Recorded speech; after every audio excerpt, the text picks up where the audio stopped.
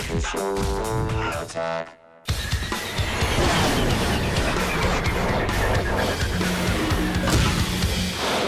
right, my guest tonight in New York, staff writer for CNET.com, Carolyn McCarthy.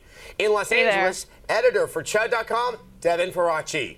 And also in Los Angeles, senior video games editor for Penthouse Magazine, Rebecca Swanner. Hey. Thanks to all of you for showing up to discuss many things that have been happening this week. But let's start with the Wii Fit. We haven't heard that much from Nintendo, but they have the Wii Fit out in Japan, and it's already sold 1 million units. Now, Rebecca, did we expect this much success this quickly?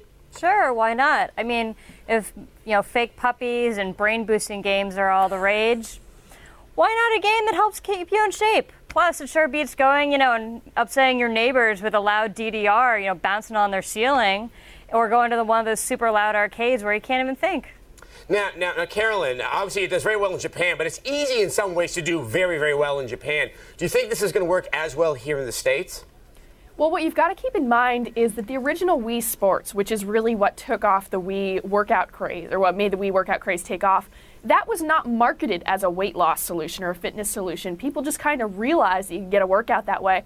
I don't really know if they're going to accept something that is intended as a workout quite as willingly. I think that there may be a little bit of an embarrassment factor, may bring back a little, some bad memories of the 80s step aerobics craze, that kind of thing. But I mean, if American Gladiators is any indication, people are willing to embrace that 80s embarrassment or suffer from nostalgia. Also, I think the question is it Wii or Fit that's really getting people to go out there and buy it? Well, I think that if people are willing to go out there and spend a lot of money on Taibo, they're probably going to be willing to spend some money on the Wii, so why not? I always forget people actually spend money on Taibo, yes. And part of me just kind of quietly dies inside. All right, so does Billy Blanks. All right, we're going to move on to the fact that NBC returned to some of its 90s roots this week with their remaking of the popular sports franchise American Gladiators.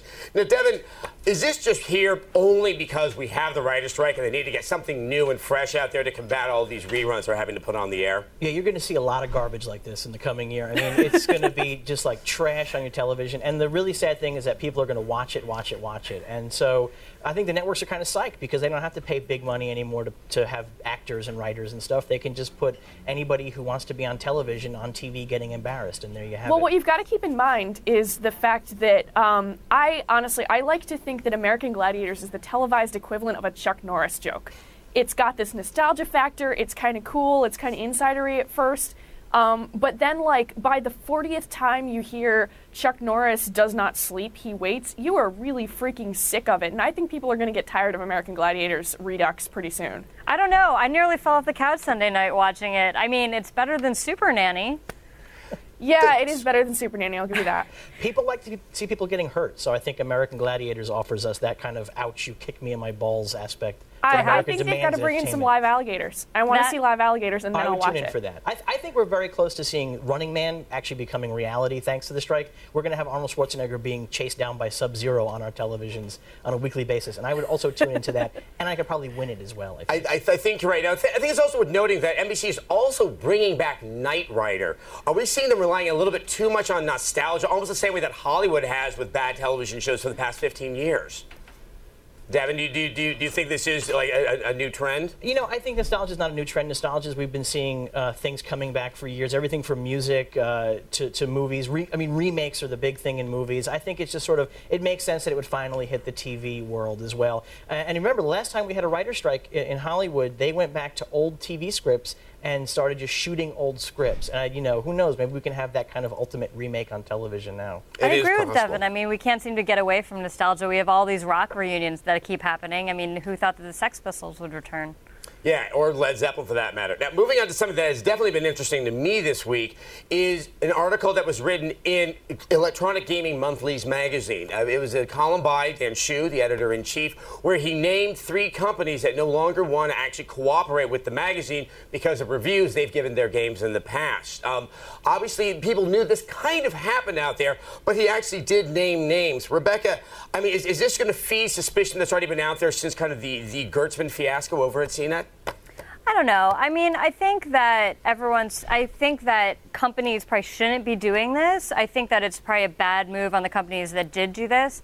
But I don't know if they're going to really say, someone else gives them a bad review, I don't think they're just going to start pulling from them, because that leaves them open. That leaves a space for other publishers to come in and other publishers to have their games reviewed and get more attention. And these companies, they don't make bad games overall. It's just a few mediocre, and terrible games that they put out that EGM blasted them for. And I think that, I think we need more honest reviews out there if these games are going to be $60 a piece. I think absolutely that's true. I think that also there's the fact that the publishers absolutely don't care as much about print reviews as they did, 4 or 5 years ago. I think that they're okay with not being in EGM because they've got Joystick, they've got Kotaku, they've got 1UP, they've got GameSpot.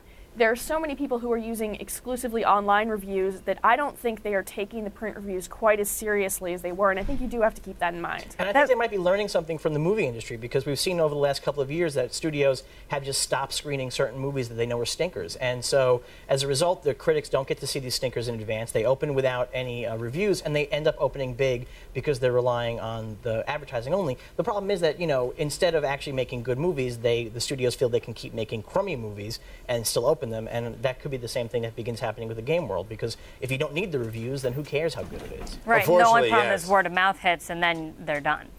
All right, guys, well, thank you very much for this very engaging discussion. I would like to thank Caroline, Devin, and Rebecca for keeping us in the loop.